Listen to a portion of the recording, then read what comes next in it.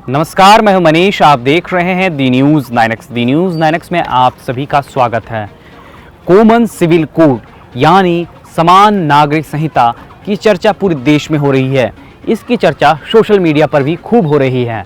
आखिर क्या है कॉमन सिविल कोड, इसकी चर्चा क्यों हो रही है, आइए जानते हैं क्या है पूरा मामला। समान नागरिक संहिता का मतलब है भारत में रहने वाले सभी नागरिकों के लिए एक समान कानून, चाहे वह किसी भी धर्म या मजहब का हो। समान नागरिक संहिता लागू होने से हर किसी नागरिक के लिए एक जैसा कानून आ जाएगा। मौजूदा वक्त में हर धर्म के लोग शादी, तलाक, जायदाद का बंटवारा और बच्चों को गोद लेने जैसे मामलों का निपटारा अपने पर्सनल लॉ के हिसाब से करते हैं। मुस्लिम, ईसाई, पारसी का पर्सनल लॉ है, जबकि हिंदू सिविल लॉ के तहत हिंदू, सिख, जैन और बौद्ध आते हैं। संविधान में समान नागरिक संहिता को लागू करना अनुच्छेद 44 के तहत राज्य की जिम्मेदारी बताई गई है, लेकिन ये आज तक देश में लागू नहीं हो पाया है।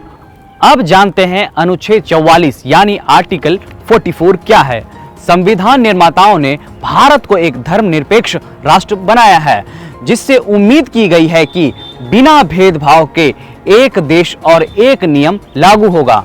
संविधान में यूनिफॉर्म सिविल कोड की व्यवस्था इसके 4 भाग आर्टिकल 44 के तहत की गई है। आर्टिकल 44 कहता है कि राज्य भारत के पूरे क्षेत्र में नागरिकों के लिए एक समान नागरिक संहिता को लागू करने का प्रयास करेगी। आर्टिकल 44 संविधान के नीति निर्देशक तत्वों का हिस्सा है, जिसमें राज्य के लिए कुछ विशेष कर्तव्य निर्धारित किए गए हैं। आपके मन में सवाल हो रहा होगा, अगर अभी यूनिफॉर्म सिविल कोड लागू नहीं है तो इसकी जगह क्या व्यवस्था है। भारत ऐसा धर्मनिरपेक्ष देश है जहां नागरिकों से जुड़े इन मामलों के लिए अलग अलग कानूनों का सहारा लिया जाता है। जैसे ये कानून है हिंदू विवाह कानून, हिंदू उत्तराधिकार कानून, भारतीय क्रिश्चियन विवाह कानून, पारसी विवाह कानून और तलाक कानून। मुस्लिम पर्सनल लॉ उनके धार्मिक शरिया कानून पर आधारित है, जिसमें एक तरफा तलाक और बहुविवाह जैसी प्रथाएं शामिल हैं। सिर्फ गोवा ऐसा राज्य है जहां कॉमन फैमिली लॉ लागू है, यानी यह देश का एकमात्र ऐसा राज्य है जहां यूनिफॉर्म सिविल कोड लागू है। इसके अलावा एक स्पेशल मैरिज एक्ट 1954 भी है, जो नागरिकों को विशेष धार्मिक पर्सनल लॉ से अलग सिविल विवाह करने की अनुमति देता है। अब जानते हैं किन किन देशों में लागू है ये यूनिफॉर्म सिविल कोड। सबसे पहले आता है टर्की, दूसरा है सूडान, तीसरा है इंडोनेशिया, चौथा है मलेशिया, पांचवा है बांग्लादेश, छठा है इजिप्ट और सातवां है पाकिस्तान। आशा है कि आप समझ चुके होंगे कॉमन सिविल कोड क्या है। बहरहाल, अगर आप हमारा यह वीडियो आशा करते हैं कि आप समझ चुके होंगे कॉमन सिविल कोड क्या है। अगर कॉमन सिविल कोड को लेकर आपके मन में कोई सवाल है तो आप हमें कमेंट कर अपनी राय पूछ सकते हैं, अपना प्रश्न भी पूछ सकते हैं। बहरहाल, इस बीच आप जनाब अशफाक करीम का बड़ा बयान सुने, जो राज्यसभा सांसद भी हैं। एनआरसी और सीएए के बाद अब कॉमन सिविल कोड आया है। आखिर इसे जनाब कैसे देखते हैं, और आरजेडी और जेडीयू लगातार इस पर सत्ता पक्ष को घेर रही है, आप इसे किस रूप में देखते हैं? देखिए, ऐसा है, हर मजहब का अपना सिविल कोड है।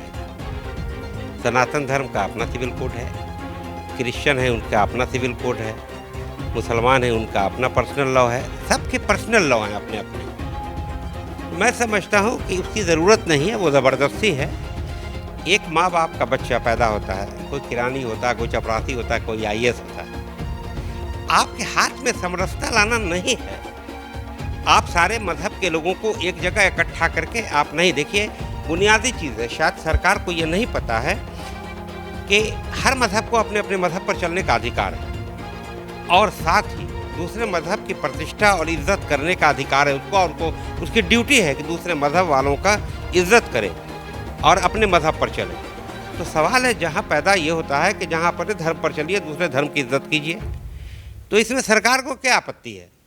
इसकी आवश्यकता नहीं है, ये सब पॉलिटिकल है। जैसे आप अभी देख रहे हैं, अभी आपको कुछ दिनों पहले आरएसएस के चीफ का आया कि अखंड भारत 15 साल में बना देंगे। तो देखिए, ये 15 साल तक वोट लेने के लिए एक प्रक्रिया है जो कही जाती है। आप कह रहे हैं कि वो सिर्फ वोट लेने के लिए कर रहे हैं। भाई, आपको लगता है 22 में कहा गया था, मैं ये नहीं कहता कि वो वोट लेने के लिए कर रहे हैं, उसको छोड़ दीजिए, जिसका कोई लाभ नहीं है हम उसकी चर्चा नहीं करना चाहते।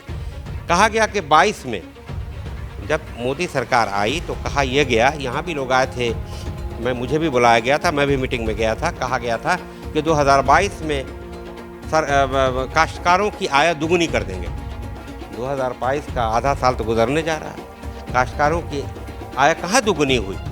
वो क्या सोचते हैं, क्या बोलते हैं, क्या करना है, क्या नहीं करना है, हम उनके दिमाग को नहीं जानते। लेकिन मैं ये कह सकता हूँ ये सब civil code, uniform civil code, इस सब की अगर वो चाहते भी हैं तो इसकी आवश्यकता नहीं है, इससे लाभ नहीं होगा बल्कि नुकसान होगा।